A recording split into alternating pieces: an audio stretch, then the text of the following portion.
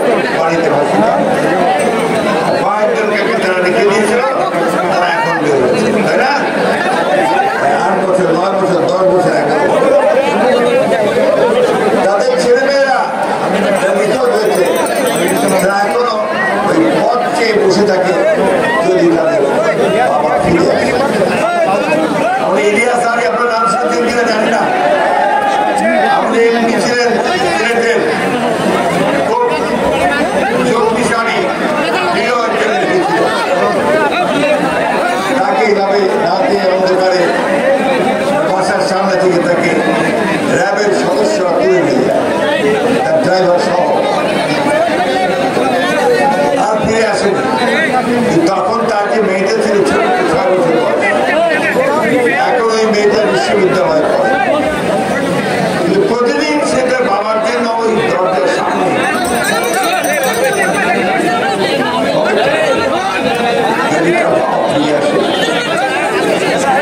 একটা মেয়ে ছোট সাফা,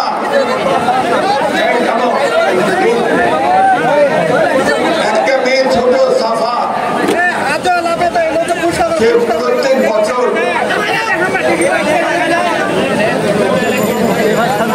প্রেস ক্লাবের সামনে আসে, প্রোগ্রাম হয়, মায়ের ডাক সমৃদ্ধ নাম, তারা এই প্রোগ্রাম করে। সেখানে সে চিৎকার করে কাঁদতে কাঁদতে বলে, আমার বাবার হাত ধরে আমি স্কুলে যেতে চাই, আমি যে নামাজ পড়তে যেতে চাই। এরকম অসংখ্য অসংখ্য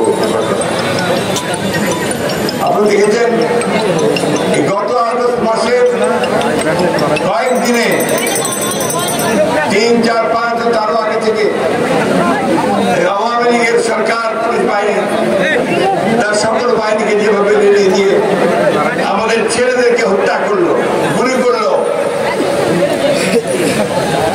মারা বেরিয়ে এসেছে 4 তারিখে, 5 তারিখে মারা বেরিয়ে এসেছে। যখন ছেলেই বাঁচে না, আমি আর থাকবো না। এই অবস্থা তৈরি করেছিল শেখ হাসিনা। এরপরে যখন সমস্ত জাতি বিদ্রোহ করলো, সমস্ত মানুষ যখন রাস্তায় নেমে পড়েছে। কিছুক্ষণ আগে আমি যখন জেলা পরিষদের বাংলাতে ছিলাম, ওখানে একটা মেয়ে এসছে 5 বছর বয়স, সে বলছে আমি তো ওই মিছিলে গিয়েছিলাম। একটা মেয়ে এসেছে, আপনাদের এখানকার মেয়ে, সে জাহাঙ্গীরনগর ইউনিভার্সিটিতে পড়ে, যে বলছে আমরা সবাই বের হয়েছিলাম আজকে সকালে ঠাকুরগাতে।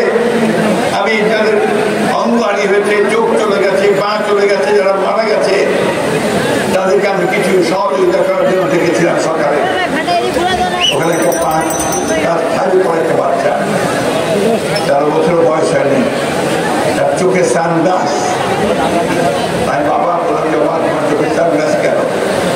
যে আমার একটা চোখ নষ্ট হয়ে গেছে গুলিকে।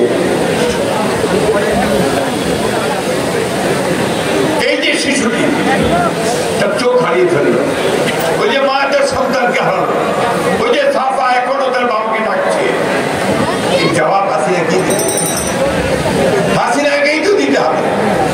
তার এমনিতে তার হুকুমে আজকে আমাদের অসংখ্য ছাত্রকে, আমার ছেলেদেরকে, আমার মেয়েদেরকে এইভাবে হত্যা করা হচ্ছে।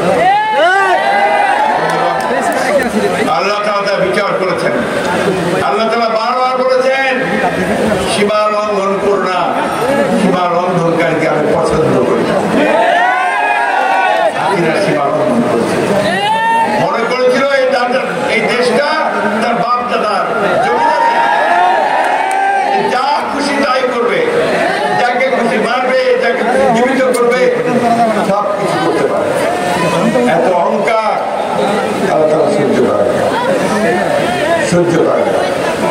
বন্ধুবান তারই পরিণতি হয়েছে সেই প্রতাপশালী যার হুকুম ছাড়া কিচ্ছু ঘটতো না, হাকিমের বিচারও হতো আপনার তার হুকুমে, ধরতো তার হুকুমে, মারতেও তার হুকুমে। ঠাকুরগাতে আজকে আমার এক ছাত্র ছিল, এখন বড় হয়ে গেছে, আমাদের দল করে। আজকে সকালবেলা আমাকে বলছে স্যার আমার বাসায় পুলিশ যেত,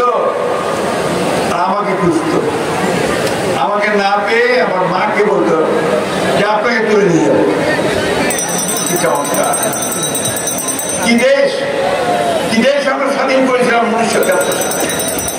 আজকে এখানে আমার মামা হবে না, দাদুর মামা, আমাদের সবাই কিন্তু আমাদের নেতা, তাই না? আমাদের একসাথে যুদ্ধ করেছিল 71 সালে, স্বাধীনতার জন্য যুদ্ধ করেছি।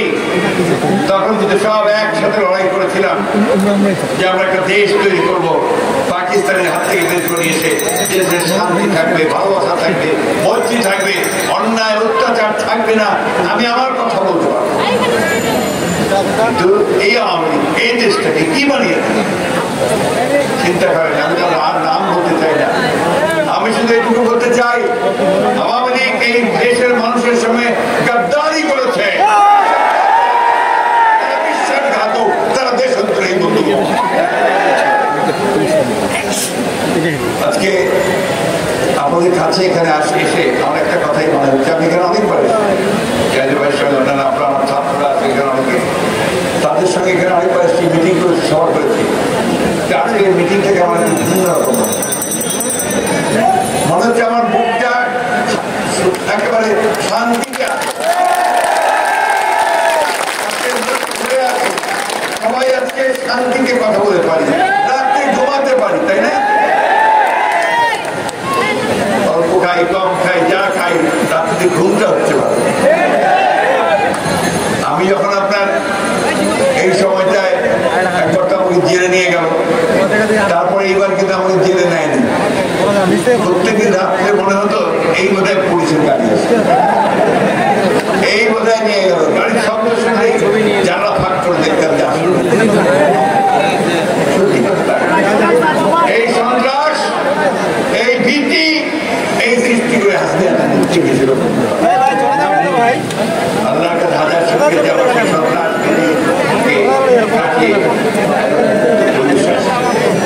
আমি যেন আমার ছেলেদেরকে ধন্যবাদ দিতে চাই। আমি যখন বক্তৃতা করতাম সমাবেশগুলোতে, রংপুরে করেছি, ঢাকায় করেছি, চট্টগ্রামে, সব জায়গায় করেছি, একটা কথা আমি খুব জোর দিয়ে বলতাম, দুঃখের সাথে বলতাম যে কোথায় আমাদের যুবকেরা, বলতাম কে তো জওয়ান হও আগুয়ান, দেখতাম কেউ আসছে। এইবার আমার বুকটা ভরে গেছে। এই বয়সে আমি দেখলাম যে আমাদের ছেলেরা বেরিয়ে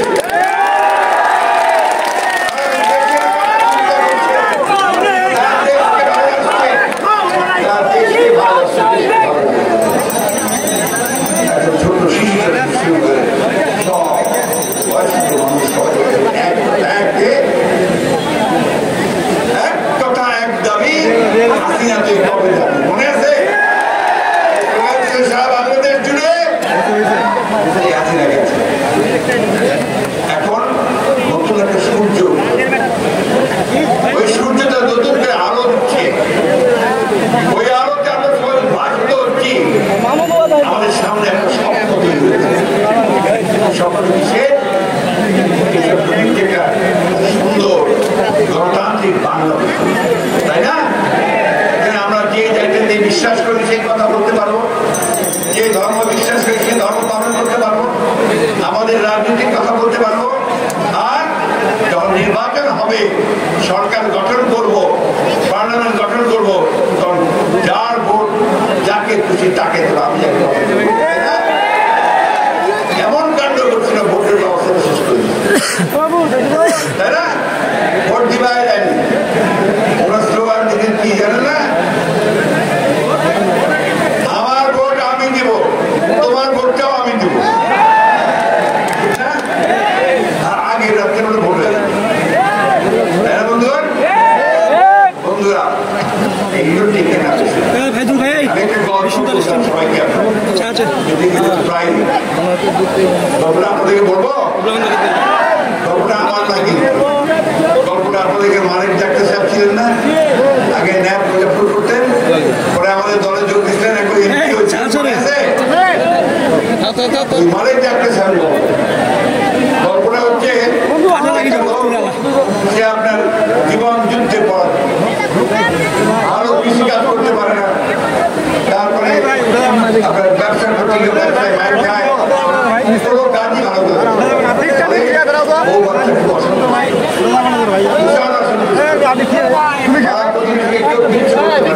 নিচে দাও, নিচে দাও ভাই, নিচে দাও, নিচে দাও, নিচে দাও। আচ্ছা ভাই, এটা বলি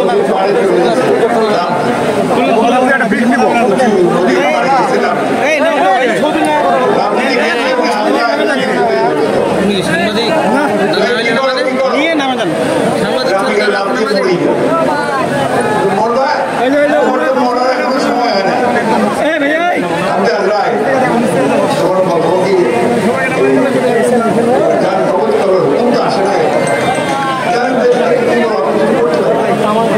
তোমাকে আমি একটা পরামর্শ দিব কি তুমি এক কাজ করো, তুমি গ্রামে ফিরে গিয়ে ঘরে ফিরে গিয়ে ডাক্তার ডাক্তার কিছু জানি না, ডাক্তার করবো তোমাকে কিছু করতে হবে না, তোমাকে সাইনবোর্ড একটা দিয়ে দিবা বাসার সামনে।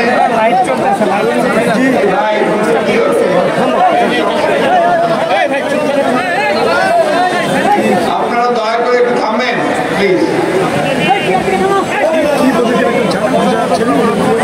ওইখানে আপনি গিয়ে সাইনবোর্ড লাগাই নেম প্লেট লাগাই দিয়ে টাকা শুরু করবো, কিছুদিনের মধ্যেই তাকে পসার হয়ে গেল।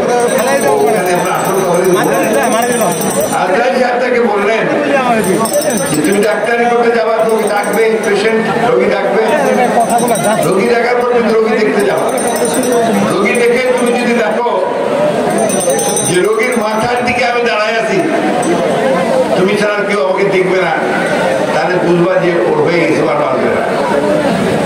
আর যদি এখন পায়ের দিকে দাঁড়াই আছি, তাহলে তুমি যে ওষুধ দাও সে বাঁচবে।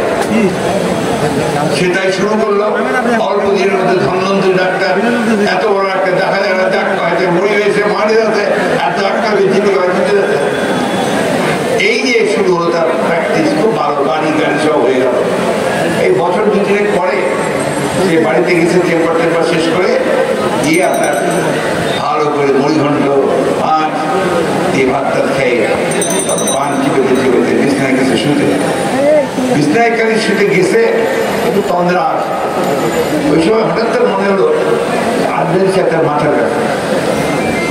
তো সালাম আলাইকুম যে বলতে গেছি কেমন আছেন, হঠাৎ করে মনে পড়লো আরে আর বেরিয়েছে তো মাথার কাছে। অমনি সে ঘুরে পা করে চট করে দিয়ে দিয়েছে। তারপরে যে চোখ একবার একবার চোখের পলক করার সঙ্গে সঙ্গে সে আবার দেখে যাতে এইভাবে সে ঘুরতে লাগলো বিছনার মধ্যে চোরকির মতো।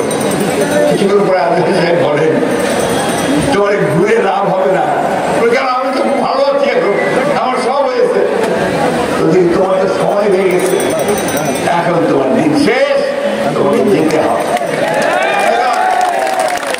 ওই হাসিনার অবস্থা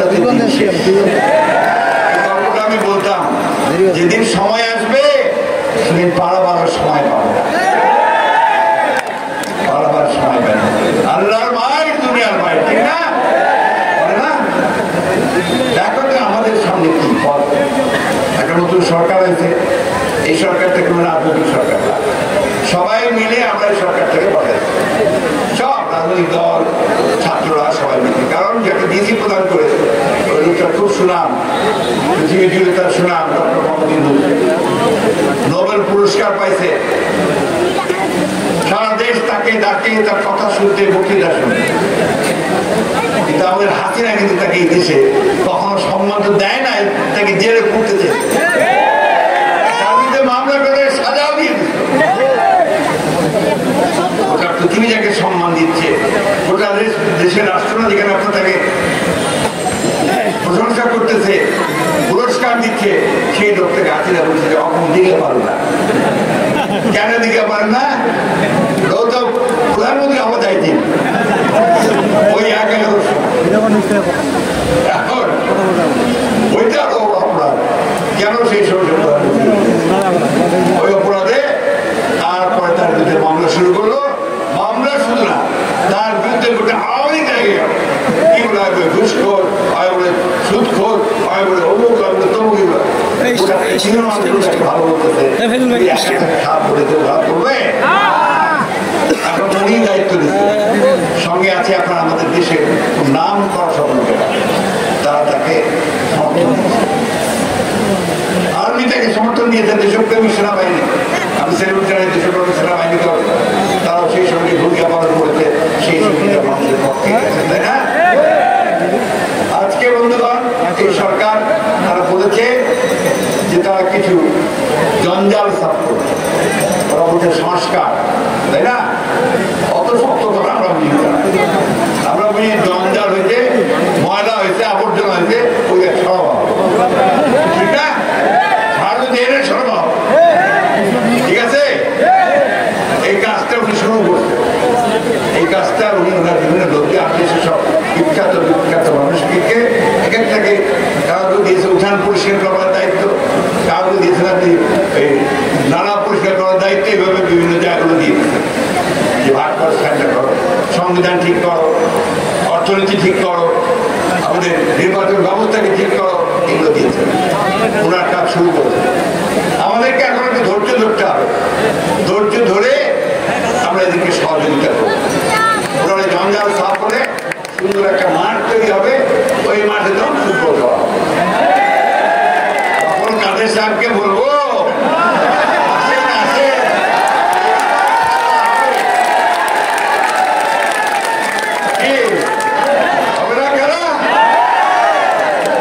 এইটা আমি ওনার কথাতেই ওনাকে বললাম তো এখন আমার কথা হচ্ছে যে এই মেইন লেভেল ফিল্ড তৈরি করে নির্বাচন হবে এই নির্বাচনে আমরা সবাই ভোট দিতে পারবো যাকে খুশি তাকে ভোট দিতে পারবো তাই না আমরা দিতেই চাই নাকি এই জন্য আমাদেরকে আমাদেরকে সমর্থন আরেকটা কথা বলি এই সরকারকেও বলতে চাই যে আমরা বাংলাদেশের মানুষের যে ইংরেজি বাই পাঁচ আর বাংলাদেশের নারী কবিরাজ ডাক্তার নারী দেখে না নারীদের টিপ টিপ টিপ টিপ করে না নারীটা করে না কি বলো না কেন ওই পার্সটা বুঝতে হবে মানুষ কি চায় মানুষ কি ভোট চাচ্ছে কিভাবে ভোট চাচ্ছে দেশের কিরকম পরিবর্তন চাচ্ছে এটা তাদেরকে বুঝতে হবে এবং আমার বিশ্বাস আমার ছাত্ররা তাদের সঙ্গে আছে রাজনৈতিক দলগুলো তাদের সঙ্গে আছে নিশ্চয়ই তারা আমাদের জন্য এমন একটা ব্যবস্থা করবে যে ব্যবস্থা আমাদের দেশে আমার গণতন্ত্র ফিরে আসবে সুন্দর একটা দেশ গড়তে পারবো অর্থনীতি সুন্দর করতে পারবো বন্ধুগণ অর্থনীতিটাকে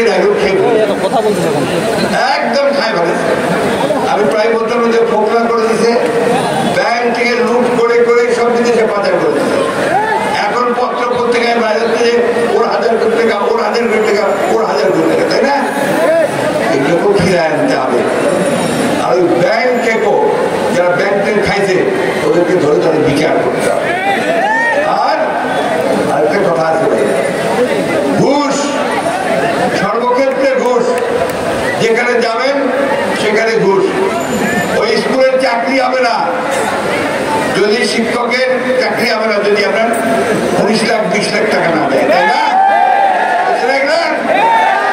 ইউরোর চাকরি হবে না যদি 5 লাখ 10 লাখ টাকা না দেয় পুলিশের কনস্টেবলের চাকরি হবে না যদি 20 লাখ টাকা সবখানে বন্ধু ঘুষ ঘুষ বন্ধ করতে হবে এবং আপনাদেরকে ওয়াদা করতে হবে যে আমরা কেউ ঘুষ দিবেন না ঘুষ চাইবে তাকে ধরে নেয় আইন শৃঙ্খলা দোকানের বাইরে ঠিক আছে ওই সময় আবার বললেন না যে মোর কামটা ছিল ওই কামটার জন্য মই দিয়েছিল না করা যাবে না বন্ধুগণ নিজের নিয়ম যদি ঠিক থাকে ইমান যদি ঠিক থাকে তাহলে নিশ্চয়ই আমরা পারবো না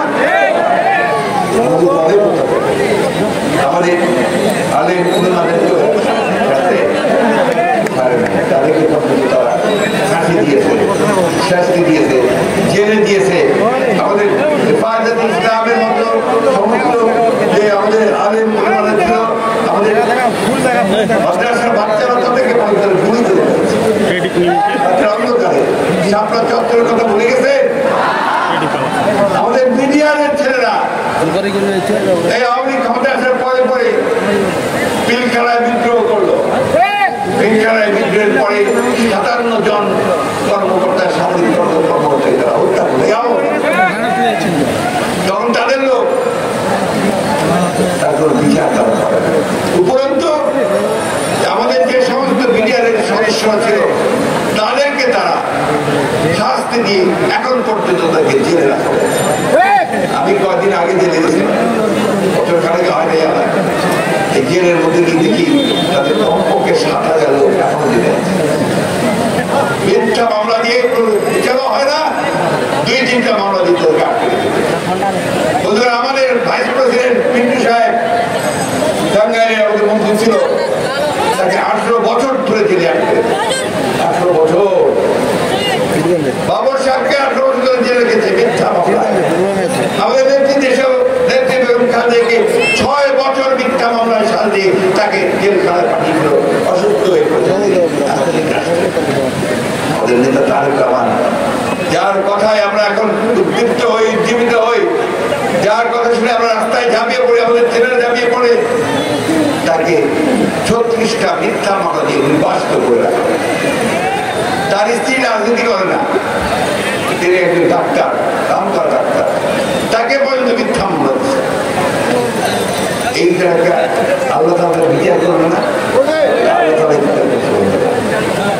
আমার মা বোনেরা আছেন, আপনাদের অনেক কষ্ট হয়েছে আমি জানি। আপনাদের এই গরমের মধ্যে এখানে বসে থাকতে করতে, যা আপনাদের সত্য করে বলেন তো, আপনি আর নিরাপদ বোধ করেন না আগের থেকে অনেক বেশি করেন না?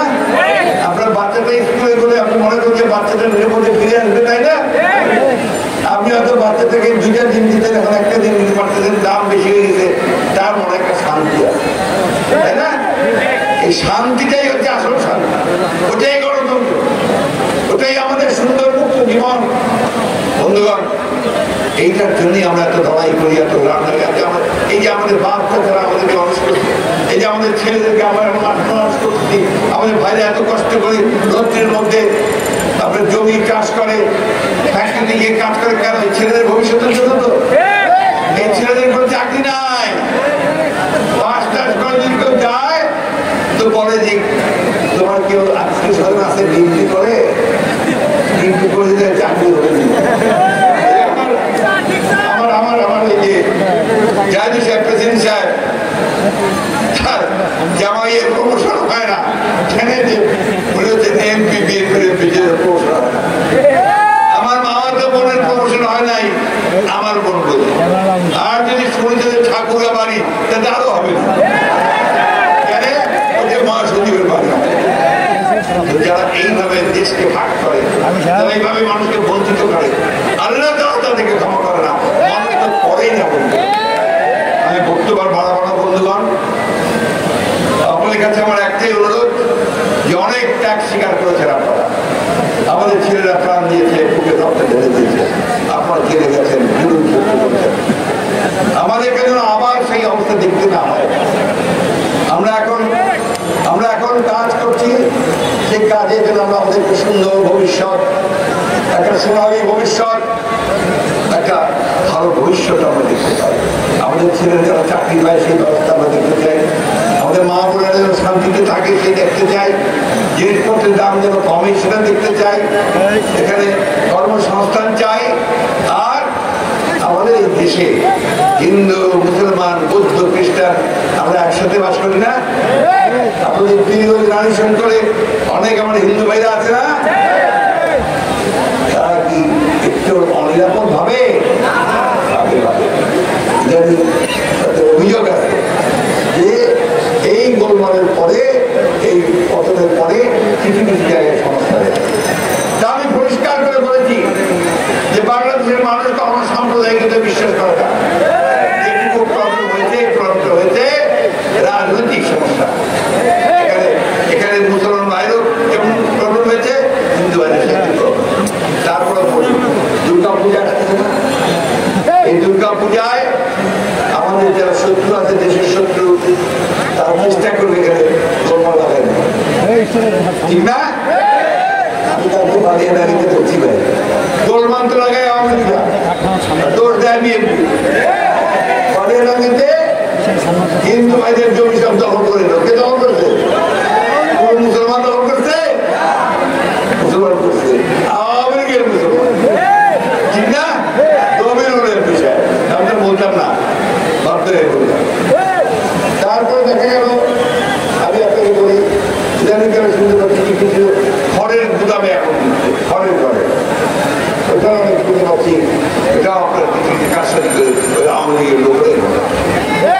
আমি আপনাদের কাছে অনুরোধ করবো, আপনারা পাহারা নেবেন, কোথাও কোনো গোলযোগ না হয়, এই দেশে শান্তি থাকে। আর আপনারা নিজেদের মধ্যে ঐক্য রাখবেন, ঐক্যের কোনো বিকল্প নাই। নির্বাচন যখন হবে তখন নির্বাচন হবে, এখন আমাদের দরকার ঐক্য, দেশকে রক্ষা করা, তাই না? আসেন আমরা সেই লক্ষ্যে সবাই আগাই। এই ভাদ্র মাসের রোদের মধ্যে আপনারা